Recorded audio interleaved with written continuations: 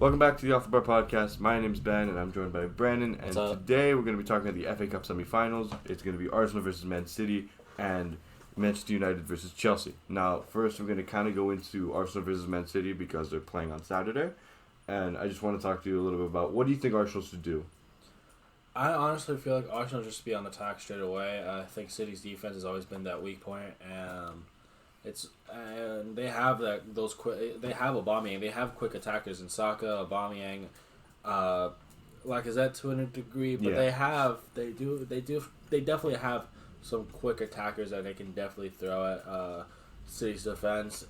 Just because they've been so vulnerable in that aspect, their back line hasn't been the most consistent because due to injuries and just due to poor performances. Joao Cancelo hasn't been the greatest signing. Kyle Walker is now starting to show his age. That left back position has always been questionable, even though Zinchenko is sort of been playing well to a degree. I think he's been really a bright light, a positive about that back line. And obviously their defense is there's two center backs that have just been. It's just been terrible. I'm not gonna try to mince words. It's been bad. John Stones and Otamendi haven't been that partnership. I mean, we even seen Fernandinho drop back there because of the injuries. Yeah. Laporte, if he's back healthy, that would be great for them to give some stability in that defense. I feel like that's what Arsenal need to do is take the attack to them. Don't have that build-up play. But only so much so. I feel like they just need to keep hitting them on a counterattack, keep hitting them with that pace that they have. It's going to be interesting to see because it's Pep Guardiola versus Mikel Arteta. Yeah. Obviously, Arteta was a assistant to Pep. Yeah, and basically he was for a couple years. Yeah.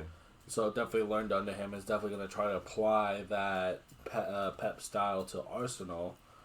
But yeah. That's how I see Arsenal playing. It's just on that counterattack and just try to beat them out with pace.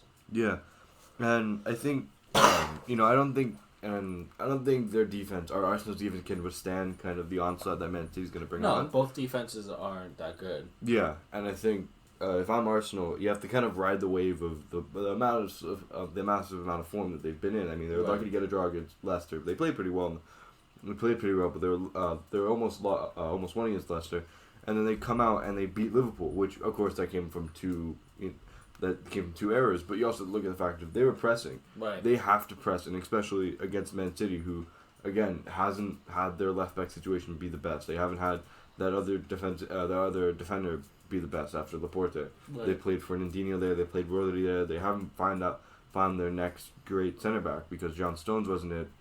I think it's going to be interesting to see if they play Eric Garcia or not. I think it's a little bit early for that kind of thing. I mean, he has a little bit of experience, sure, but I don't know if that's... It seems like too much of a risk, especially for a semifinal where... Yeah. Look, that could happen because Man City are probably just going to try and go for the Champions League. But, right. I mean, you probably play Otamendi there, who hasn't been the best this year, but right. You probably play someone with more experience, especially right. You're going to play at Wembley. And even without fans, Wembley's it's incredible. Right, and you do bring up a point with Champions League and try and just maybe keep them fresh so that way they don't pick up any injuries for the last two games of the season and going into that Champions League because they definitely have one of the more harder schedules if they get past Real Madrid. Yeah. The other thing I have with Man City is, is their attack going to be okay? They lost Aguero for the season. They lost Sane to selling him to Bayern Munich. Gabriel Jesus hasn't really been hitting the mark as a striker. Obviously Raheem Sterling's going to kill it. Mahrez is going to kill it. De Bruyne's going to kill it. I think it's just going to be a test of which attack can score and create the most chances and finish those chances. Yeah. I think it's just going to be a shootout. Yeah. Given the fact that both defenses, unless Laporte is back for Man City, I think it's just going to be it's going to be difficult. Not saying that one defense is better than the other. I still feel like City still edges them, just given the fact that when you don't have to play a center back pairing of Luis, Socrates, or Squadron Mustafi, it still gives you that edge. Yeah. But for sure, I see City winning this. I don't think that's up to debate. I just feel like the scoreline is going to be the only one that's really up to debate, and and really who's going to be in that who's going to score their chances. And I just see City scoring more just because Raheem Sterling has been on a tear. Yeah. I mean, there is kind of the argument that Tierney played incredibly well against Liverpool. Why can't he play against Sterling? But Sterling is a different type of player than what he went up against. No, Tierney I think is going to try to do his best. I mean, both are kind of quick players, for sure.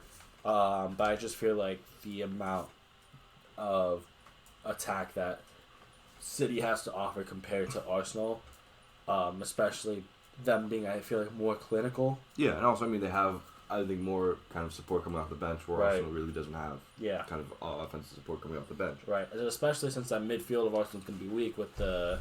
I don't think they're going to include Guendouzi. No. I don't think I don't think he played against Liverpool. I don't think so either. And we also have better players in front of him, like Xhaka, like Torreira, who aren't the best. I mean, let's be honest, Xhaka's been up and down. It's really... You think Xhaka's better than Guendouzi? I think, yeah. I mean, especially this year, Guendouzi hasn't been kind of... He's shown that he can be a good player, but, you know, he's very... I mean, the reason... Like, look, there's rumors going out that he's going to leave. Right. So, of course, I think he's been a decent player. I think Xhaka threw a fit and will look like he was going to leave to Germany again. Right. But he turned the season around, played pretty well. And Torreira has been, he's been one of their better midfielders in the past couple of years. Right. Even though I think he also wants to leave too. Yeah. Because who wants to stay at Arsenal? Yeah, and honestly, just City's attack just seems like a lot more enticing to score than Arsenal's. Not saying Arsenal aren't going to score, because I feel like they'll get at least one goal in this match. Yeah. One or two. I feel like the scoreline, for me, is going to be a more gunslinging match, and we're going to see a lot of chances created because of the lack of defense and the lack of quality defenders that each have. Yeah, that's just how that's how I look at it. Yeah, I think also you have to look at the goalkeeping situation for both teams. Right. Ederson's going to come in. I mean, he's been arguably the best goalkeeper in the Prem for the past couple of years. You can argue Alisson, De Gea, but I mean, there's an argument there. Then you have Emiliano Martinez, who turned out to be pretty well. Like we've all seen the replay of the shot he saved against Liverpool to secure the win. He's turned out to be pretty well in Leno's absence. He's not anywhere close to the level of Leno. Yeah, but I think he's going to play really well. I think if he can kind of keep the form that he's been in, I think it's not going to be a blowout. I think if the defense stays compact, and I know that's asking a lot from David Luiz and Skodran Mustafi and Socrates, but I think if the defense can stay compact and play pretty well, I think... Right. This isn't going to be a total blowout on Arsenal's side. I think, personally, if they ride the wave of the form they've been in, because, yeah, we've seen the losses since the restart, but they've been in pretty good form. I mean, I think one of the stats came out that since, of course it'd be since when Bruno came, they've picked up, like, top 4 of the most points. Right. Right, and I just want to point to that game. I think it was, like, the first game since the restart. First game of the restart was City and Arsenal. Yeah, and that wasn't the best for City. And Luiz had like 2 mistakes, got sent off or something like that. It was bad. It was a bad outing. Do I expect that kind of outing again from Arsenal? No. Do I expect anything better? Yes, to a good degree. No. I still see City winning this. I'm gonna give a score of 3-1. 3-1. I'm gonna say 2-1. I think. Okay. 2-1 or 2-2 and it goes in extra time and they score, so 3-2. Okay. 3-2 Man City. I understand that 2-goal cushion they're going to give Arsenal, or they're going to give Man City, but I think, definitely with the form that they've been in, I know I'm saying that a lot, but, momentum's really big in sports, not only soccer, so if they can kind of get into the form, I could see an upset on the cards, but I don't, it's a very limited chance. I think it's just going to come down to who can score their chances. Yeah. Who can really be that critical striker. I think it's going to be City's attack that's going to be more clinical, and is going to create more chances. They're going to have better opportunities to score, and it's going to finish those scoring chances. Yeah. Yeah, that's I 3-1. I see Arsenal kind of bottling this or not bottling this because there are underdogs, but right. I think they are going to rise to the occasion. I don't see them doing well. I honestly see them not really playing up to a Pep standard that Arteta wants. Right. I mean, they don't have the players for it. But yeah, so you say 3-1. I'm going to say either 2-1 or 3-2 in extra time. Okay. So I think going on to the next game, which is on Sunday, quick turnaround for Man United as they played on Thursday. Man United versus Chelsea. Right. What does Chelsea have to do? Because I think Chelsea are on the back foot here. They are, and they have been in pretty good form recently. I think it's just going to come down to, can they stop Man United's attack? I think that's been a big thing for United, is always hitting those teams on the counterattack, but also playing well in possession as well, passing that ball around. Because I think the build up to Martial's goal against Crystal Palace was well. Even the build up to Rashford's goal was pretty decent as well. I think it comes up to whether or not they can stop that attack. And again, Chelsea's defense hasn't always been the best. I feel like Rudiger's been their best player and best player defensively for them, besides N'Golo Kante, who is going to be out for this game. So which I think is huge for United. Right. So I think it's going to be a matter of who they replace there. I don't know. They can put Loftus-Cheek there. They can, but just seems more attacking. Yeah, and I think they probably have to switch with their kind of style of play to a more attacking style. And I think, we saw in the beginning of the year when they really, at the beginning of the year when Man United played Chelsea and Chelsea lost, 4-0? Yeah. They for the first 20 minutes, Chelsea were the best team. Yeah. Chelsea were the better team. Man United were able to switch the scoreline because of the penalty. I think it's going to come down to defense as well. Yeah. Especially in this game. When you look at what's called into question, especially for Man United, when, Harry Maguire hasn't been looking the best since the restart. He has some pretty good games, but he's had some mistakes. He also had, Victor Lindelof, who's been They're just in too better slow. form. Both of them are just too slow. They can't. It has to be. And yes, they do need a left-footed center back, but one of them has to pick up the pace. Yeah. Either they need to buy a new center back that has that pace, like a Nathan Ake, that Solskjaer has said he wanted, in that post-match convo with him. I think it's just gonna come, and I think they're both too slow. I feel like that's how Chelsea's gonna exploit this game. Pulisic has been on fire since the restart. Yeah. So definitely see him kind of. I mean, it's gonna be difficult because he's gonna go up against Wan-Bissaka, but it's definitely going to be. It's definitely going to be more of who can score first and maintain that lead, rather than that Arsenal City game where it's who's going to create who's going to create the better chances. My opinion is that I think it just depends on who Man United plays, who's going to be in the starting 11. I think that's key and huge. I mean, Fosu Mensah played well against Palace, which is and that's a whole other discussion itself, because he hasn't played a game for United since 2017. His Crystal Palace loan ended because Wan-Bissaka came up. His Fulham loan wasn't the best. He comes in, looked a little shaky in the beginning, but that's of course I think the one glaring problem with his stat line was the 25% chance tackle success rate, which isn't the best. But again, it's his first game in 2 years. I think it just depends on if Williams and Shaw are going to be fit for that game against Chelsea, which I honestly expect at least one of them to be. Yeah. I'm going to think Williams, just because Williams had a head injury. I mean, he looked like he just went. But I think photos came out of him going back to training right away. Yeah, he went back to training, so I think, today. I don't think if it was a concussion, it might be mild at best, so he could be ready. I think it was just a big hit. I think it was just like a bad hit, and that's what it was. Shaw, I don't know if he'll be fit for it. Yeah, he's one of those players that definitely once he gets injured, you want to make sure that he's okay before going on. Yeah. You know, we've seen. I think he got injured in the same leg that he broke, and that kind of like made his career. I think also it depends. Like, are you going to play Matic or McTominay? Matic. Yeah, I think the ball progression and the ball movement is a lot better under Matic, which again points out that McTominay isn't this CDM like Matic that I think Man United fans wanted to have. Yeah, is that a replacement for Matic, and I think it just shows that they don't have that yet, and I think that's why they gave him the 3-year contract.